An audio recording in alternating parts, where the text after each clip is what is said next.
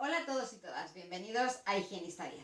En esta ocasión os voy a dar un pequeño respiro con respecto a todos los temas que estamos tratando, porque la verdad me apetecía hablaros un poquito y tener una especie como de charla con vosotros, después de haber visto varias preguntas que me habéis hecho y me habéis consultado a través de Facebook principalmente.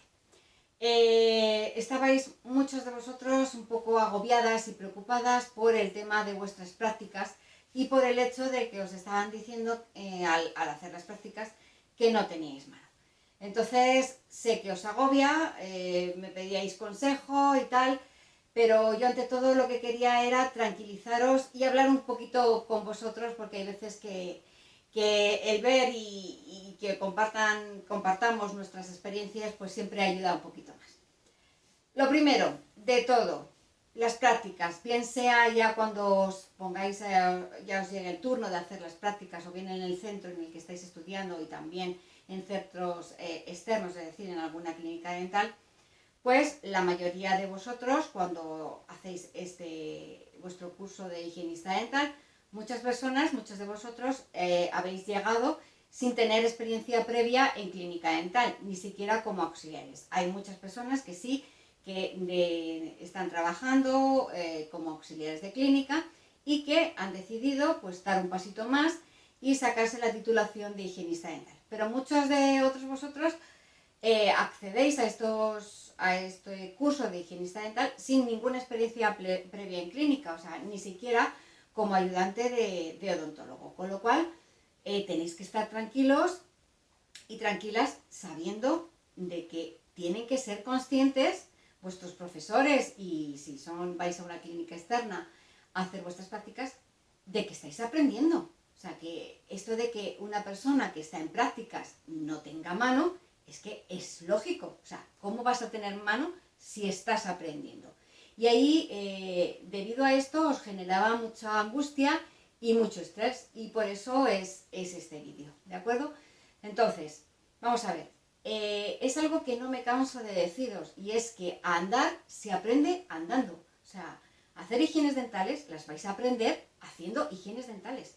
Y si no aprendéis con las 10 primeras, aprenderéis con las 100 primeras, y si no con las 1000, y si no con las 10.000. O sea, eso está claro. Sé que estoy exagerando un poco, pero quiero que sepáis y que captéis lo que os quiero decir. Que incluso habiendo hecho higienes tanto en el centro donde estáis estudiando como luego las prácticas que hagáis en una clínica, no vais a salir sabiendo hacer una higiene dental como tal. Es decir, vais a tener los conocimientos genéricos de cómo colocaros, de cómo tenéis que accionar un pedal. Vais a tener una serie de conocimientos muy generales, pero realmente aprender a hacer una higiene dental va a ser a lo largo del tiempo y a lo largo de hacer muchas higienes dentales. O sea, eso quiero que lo tengáis en claro y no os agobiéis. Y la verdad es que no entiendo mucho el hecho de que se os diga que no tenéis mano. No tenéis mano, porque no habéis hecho higienes, eso está claro. Así que, partiendo de esa base, relajaos, ¿vale? Relajaos, estáos más o menos tranquilos, sé que siempre hay ese puntito de nerviosismo, pero relajaos, ¿de acuerdo? Porque no lo sabéis vosotros, ni lo supieron la promoción anterior, ni lo sabrán la promoción siguiente, porque es que estáis ahí para aprender, ¿de acuerdo? Sé que también os causa mucha inquietud el hecho de que hagáis daño a la persona a la que estéis haciendo la higiene.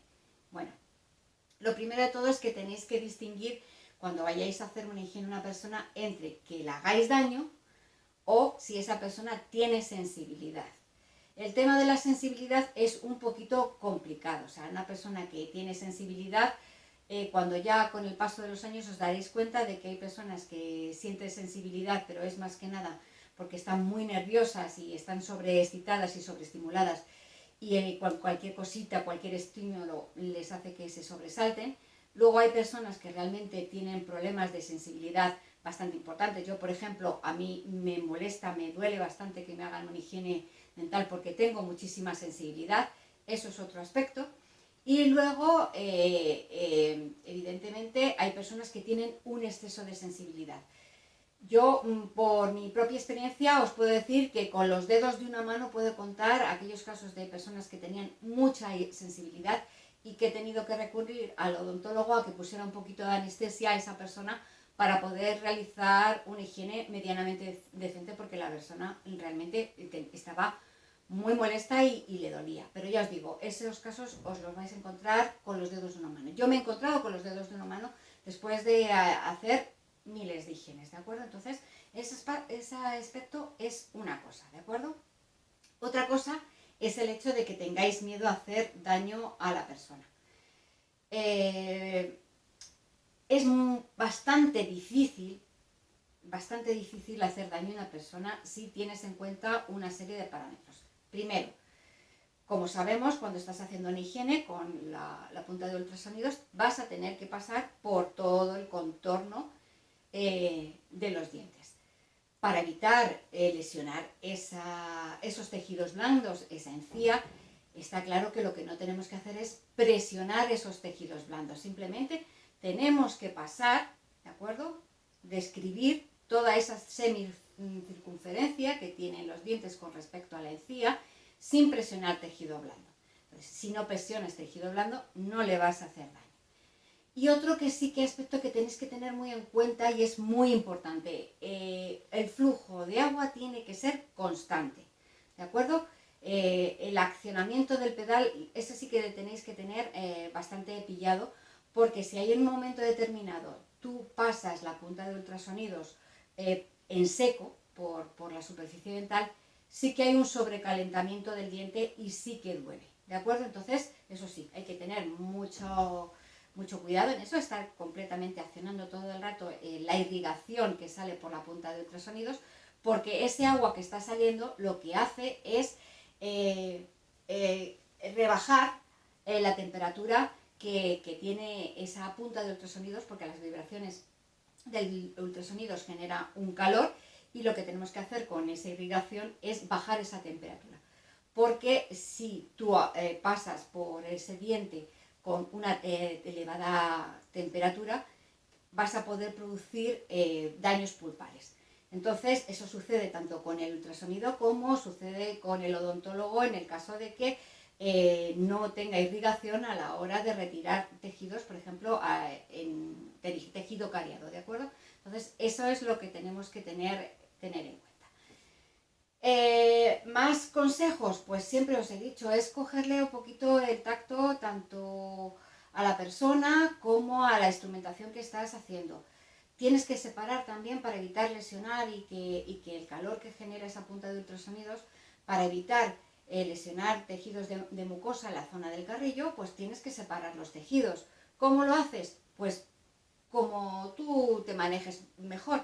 Yo me apaño bastante bien tanto con los dedos como con el espejo, dependiendo de la localización en la que estén estos tejidos. Por ejemplo, os digo, si os sirve de ayuda, por ejemplo, en lo que es la arcada inferior, toda la parte inferior me las arreglo mucho mejor cogiendo, si esta es la cabeza del paciente y yo estoy medio girada por detrás, la parte inferior me las arreglo bastante mejor cogiendo y separando con los dedos hasta que llego más o menos hasta la mitad hacia la derecha. Luego ya, cuando llego a esta parte de aquí, me las arreglo mejor separando con espejo. Pero ya os digo, eso es que os manejéis mejor con una cosa, con otra o mezclando ambas. No os preocupe si estáis por ejemplo, con los dedos, parar un momentito, coger vuestro espejo y si en otra zona de la boca os las arregláis mejor con el espejo, paráis, coger vuestro espejo y lo hacéis. O al contrario, si en una zona de la boca os estáis manejando mejor con el espejo y luego en otra zona diferente os manejáis mejor separando tejidos con los dedos, soltáis tranquilamente vuestro espejo y pasáis a los dedos como si fuera una pinza. O sea, eso es algo que lo que tenéis que coger vosotros, el punto del manejo del día a día, ¿de acuerdo? ¿Qué más cosas os puedo decir? Otro aspecto importante también a la hora de hacer las higienes, pues es el hecho de que no se os pase ninguna zona por tratar, ¿de acuerdo? Siempre seguir una rutina de trabajo, ¿de acuerdo? Siempre es hacer el mismo giro que hagáis digamos, me refiero a giro al hecho de que siempre cogéis una pauta de ir siempre una secuencia de dientes siempre los mismos. Por ejemplo, yo os pongo mi ejemplo porque es el que sé. A mí me gusta empezar por la parte izquierda de la boca del paciente, la parte inferior izquierda del paciente. Empiezo por vestibular y llego hasta la mitad, más o menos, o un poquito más de la mitad. Llego hasta más o menos hasta el 44. Y luego, todo esto ya os digo, sujetando la pinza con la mano. Luego, cuando llego a este punto, sigo la misma arcada inferior y ya lo que sí que hago es coger mi espejo, separo la lengua con espejo, porque es más fácil, o sea, ya la lengua sí que es complicadísimo sujetarla con el dedo, sujetar con espejo y hago ya la parte lingual, lo mismo, hasta la pieza 44. Yo luego me manejo mejor, volver a subir a la arcada superior y hago lo mismo, todo subo hasta el 14 más o menos, y luego ya la parte derecha del paciente ya me coloco en esta sección de aquí, porque cuando hago toda la parte izquierda, lo que hago es dejar la cabeza del paciente casi centrada, no totalmente centrada, pero casi centrada a la parte mía de lo que es el tórax, mientras que ya cuando haces la parte derecha, ya te sitúas en esta posición, ¿de acuerdo? Ya como más teniendo la cabeza del paciente, o sea, tu tórax ya de forma transversal a la cabeza. Tendríamos aquí la cabeza y tú ya estarías en esta situación, ¿de acuerdo? Aquí estaría nuestra cabeza de nuestro paciente y nosotros ya nos situaríamos aquí, ¿de acuerdo? Porque aquí tendríamos mejor forma de ver el lado derecho del paciente desde esta posición, ¿de acuerdo? Entonces yo ya os digo, mis secuenciaciones siempre empiezo del lado izquierdo del paciente hacia el derecho, hago primero arcada inferior, por vestibular y luego por lingual, luego subo arriba, hago lo mismo, toda la parte izquierda del paciente, vestibular, lingual, y luego ya me dedico a hacer la parte superior, vestibular y lingual de la parte derecha del paciente y la parte inferior derecha del paciente, vestibular y lingual. Eso es una forma. Otra forma también es que, y así lo que os estaba diciendo, perdón, antes de avanzar, así evitas dejarte alguna pieza sin tratar, ¿de acuerdo? También otras veces lo que hago es que en pacientes que tienen muchísimo sarro, me centro primero en la zona lingual inferior. Es la zona donde hay más sarro, con lo cual al paciente le quitas lo más gordo, lo que le causa más problemas, más molestias, lo primero, y luego ya lo demás es como es más liviano, pues a él tiene la percepción de que lo malo ya ha pasado. Entonces hago primero la parte lingual de los incisivos inferiores, incluso también la vestibular si tiene mucho sarro, te quitas lo más gordo y luego ya sigues con tu progresión de secuencia de que sea la que tú hagas de forma común.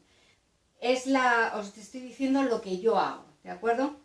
No es ni mejor ni peor, simplemente que yo me he acostumbrado a hacerlo así y de esa forma yo sé que no me dejo ningún diente por tratar. Tenéis que buscar vosotros vuestra secuencia de trabajo, o sea, la que sea, será buena y perfecta para vosotros si con esa secuencia de trabajo no os dejáis ninguna pieza por tratar.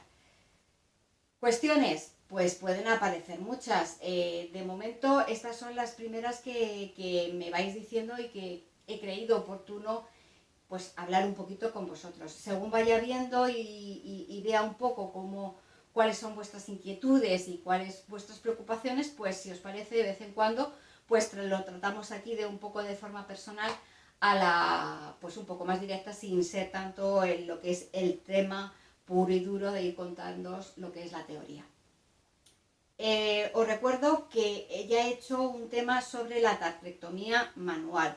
No es muy habitual, pero también es importante que la sepamos hacer porque hay muchas veces que hay que rellenar ciertos trozos de cálculo pues de forma manual. Pero os recuerdo que tenéis que saber hacerlo, ¿de acuerdo?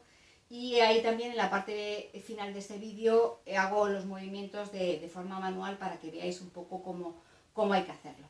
Queda pendiente y me consta, queda pendiente la parte en la que tratamos la teoría de la tartrectomía con ultrasonidos. Lo vamos a ver, estoy pendiente de hacerlo, estoy en ello y en cuanto la tenga, pues la lanzo. Pero antes de lanzarla, como sé que os había salido de todas estas dudas, pues me ha parecido importante pues tenerlo más que como teoría, como una especie de charla tú a tú con respecto a aquellas preocupaciones que tenéis. Ánimo, os animo, sobre todo, estáis aprendiendo. Si estáis en práctica significa que estáis aprendiendo, con lo cual todavía os queda un camino por recorrer. No os agobiéis. Algunas personas, lo que les he dicho, si las prácticas piden voluntarios, sed el primero que diga yo quiero hacer la práctica, sin agobios, sin estrés, ¿de acuerdo? Y aprender a hacer higienes se aprende haciéndolas. Así que os animo a que hagáis las prácticas todas las que podáis. Y bueno, como os digo, no me canso de deciros, el camino se aprende andando. Así que andemos juntos.